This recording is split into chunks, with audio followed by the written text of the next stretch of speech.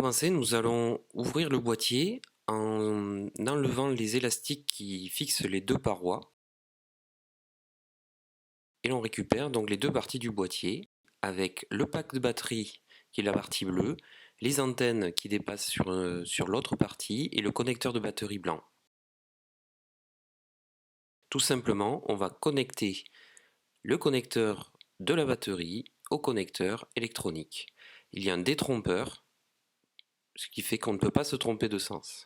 Une petite LED clignote après le branchement. Il s'éteindra ensuite. On replace la batterie en la calant contre la mousse qui protège les antennes.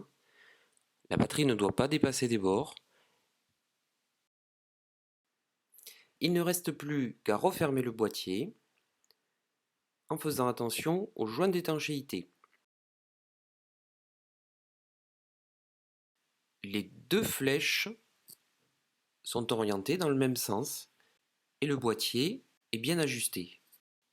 Une dernière vérification permet de contrôler le joint en périphérie. On peut replacer les élastiques qui permettront la fixation des deux éléments. Après le branchement, on a une première alerte de mouvement qui est envoyée, qui est un peu plus longue que les autres. Ça prend 2-3 minutes et vous allez les recevoir par SMS et également avoir le bandeau d'alerte sur l'application. Pour installer le GPS dans la ruche, on va tout simplement l'installer sur un cadre. On fera bien attention aux orientations des flèches et on regardera tout à l'heure. Donc le plus simple est venir le positionner sur la cire, marquer la cire avec un instrument, découper la cire et ensuite placer le GPS à la place du bloc de cire calé contre le bois avec les flèches orientées vers le haut et vers l'extérieur, mi-hauteur d'un cadre de corps. À partir de ce moment-là, il n'y a plus qu'à insérer le cadre dans la ruche, les abeilles s'occuperont de le fixer définitivement sous quelques jours.